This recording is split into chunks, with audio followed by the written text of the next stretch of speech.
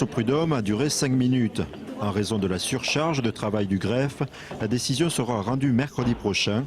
Les 52 salariés de Sodi Médical doivent donc patienter pour espérer obtenir leurs 4 mois de salaire en retard.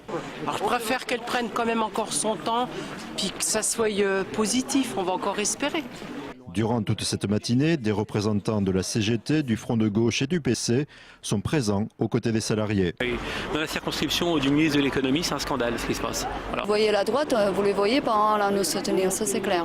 Avocats salariés se sont retrouvés à l'usine Sodi Médical pour assister à 1h30 de débat social avec des politiciens. Alors, les politiques ne s'invitent pas, nous les avons invités. L'État se doit d'être impartial, il se doit être aux côtés des travailleurs quand il y a des patrons voyous. En affaire, un patron voyou qui ne paye pas les salaires, c'est une infraction. Ils ont été condamnés devant le tribunal correctionnel il y a quelques semaines.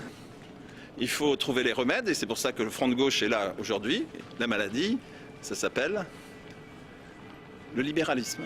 Parmi les invités figure Pierre Laurent, président du comité de campagne du candidat à l'élection présidentielle, Jean-Luc Mélenchon. Ça fait 6 mois à 1 an qu'on aurait préféré avoir quelqu'un venir nous aider.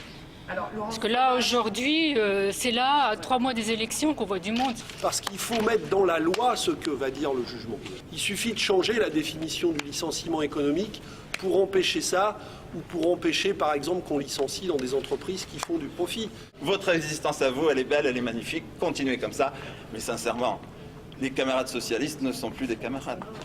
Gauche ou droite, les salariés ne semblent plus espérer un soutien des élus locaux. Chacun votera ce qu'il veut, adhérera au parti qu'il veut, enfin voilà quoi. La dernière phrase qu'on a eue, c'est de monsieur Anneau qui nous a dit donc cet été, ne venez plus pleurer vos salaires dans nos bureaux. Donc effectivement, là on est de nouveau 4 mois sans salaire, donc nous ne sommes pas allés pleurer nos salaires dans ces bureaux. Je pense que notre force c'est nous 52 unis tout le temps ensemble. Après je ne sais pas si ça peut aider. Cet été c'est pas monsieur Barmin qui nous a fait obtenir nos salaires, quoi.